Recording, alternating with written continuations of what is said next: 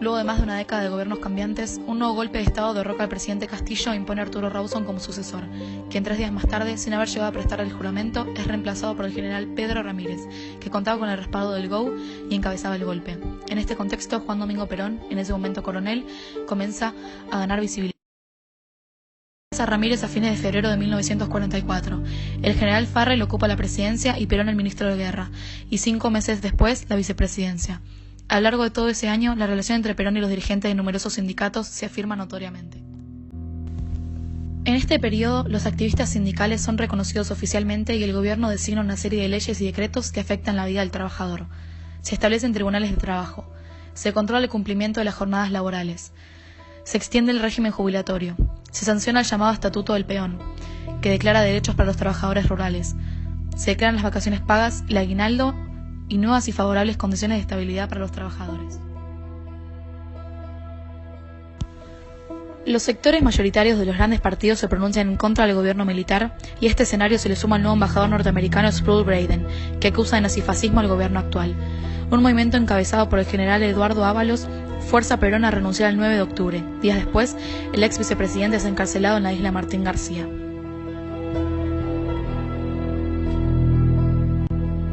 El descontento general lleva a que en la madrugada del 17 de octubre, en una acción anticipada, haya una gran movilización de trabajadores decididos a no moverse hasta que Perón apareciera en los balcones de la Casa Rosada. Paralelamente, se producen movilizaciones en otras ciudades. Al anochecer, el ex secretario se dirige a la multitud de la Casa Rosada, dando un discurso en el que él oficializa su candidatura a presidente. Lo interesante de lo sucedido ese día no fue la cantidad de personas, sino su composición, 100% obrera. Este discurso fue para muchos el nacimiento del peronismo, y la fecha, llamada Día de la Lealtad, fue designada como feriado nacional desde 1946 hasta 1954. A partir de entonces, el gobierno convoca elecciones generales para febrero de 1946 y comienzan a delinearse los dos partidos que habrían de enfrentarse, la Unión Demócrata, que es la oposición, y el Partido Laborista, con Perón a su cabeza. La candidatura de Perón obtiene el apoyo del ejército y de la iglesia, que en una pastoral recomendó a los fieles que votaran al candidato. Aparte de tener estos aliados, la movida de Braden o Perón, en la cual se hace elegir al pueblo argentino entre apoyar a Estados Unidos o su nación, casi garantiza el triunfo del candidato. En las elecciones del 24 de febrero, Perón gana la presidencia por una diferencia mínima, y el Partido Laborista también gana la mayoría en ambas cámaras del Congreso de la Nación. Esta victoria es presentada como la victoria de la justicia social y de las grandes mayorías populares. Una vez que asume Perón, en julio de 1946, cambia radicalmente la relación entre el pueblo y el gobierno. En esta etapa, las organizaciones obreras se consolidan firmemente y comienzan a surgir nuevos sindicatos y a afianzarse los ya existentes. Las huelgas o movimientos sindicales son numerosos y son considerados negativos por el gobierno. La relación entre el presidente y el sindicalismo es muy compleja, pero su relación con el pueblo no sindicalizado se da a través de la fundación de su esposa Eva, que se ocupa de crear escuelas, hogares, estimula el turismo, reparte alimentos y regalos navideños, etc. También, la Dama de la Esperanza, como llamaban Evita, recibe personalmente todos los días a personas a las cuales les entrega una máquina de coser, una bicicleta, una cama en el hospital, un empleo o una pensión. Se forma una nueva identidad social, los humildes, que son parte del pueblo pero no forman parte de ningún sindicato, y son los principales que apoyan al gobierno y reciben apoyo de este.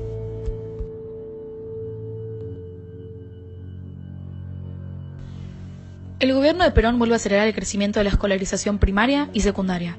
Ello, junto con la extensión de las jubilaciones, mejoras en la salud pública, planes oficiales de vivienda, el congelamiento de alquileres, entre otros.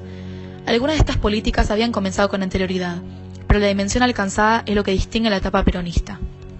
En octubre de 1946, Perón sanciona el primer plan quinquenal en el que se condensan los principales lineamientos de su acción de gobierno para los siguientes 5 años, y los proyectos de ley sobre distintas materias que el Ejecutivo pretende que se sancionen como parte de su plan de realizaciones e inversiones.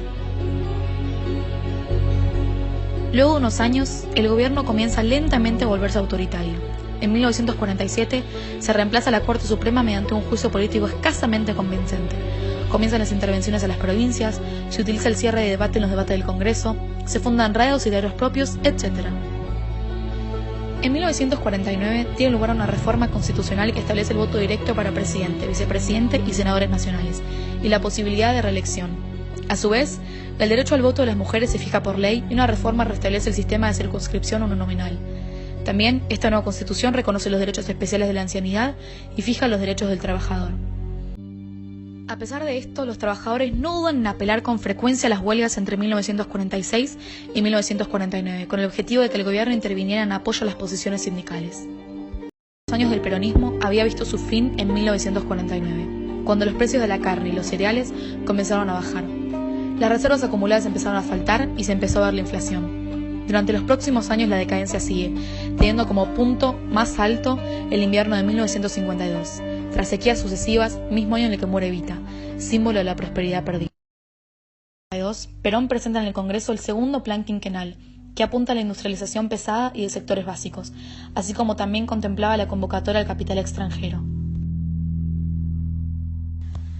En 1952, la Iglesia argentina decide apoyar la creación de un partido demócrata cristiano, decisión que enoja a Perón y hace que éste le quite todos los privilegios dados. Esa misma noche, peronistas incendian iglesias, lo que lleva a una gran rivalidad entre ambos sectores. El 16 de septiembre de 1955 estalla en Córdoba una sublevación militar en la cual se plegaron escasas unidades del ejército, la marina y muchos apoyos civiles. Perón perdió la iniciativa y el 20 de septiembre de 1955 se refugió en la embajada paraguaya. El 23 de septiembre el general Lonardi se presentó en Buenos Aires como presidente provisional de la nación ante una gran multitud distinta en su composición.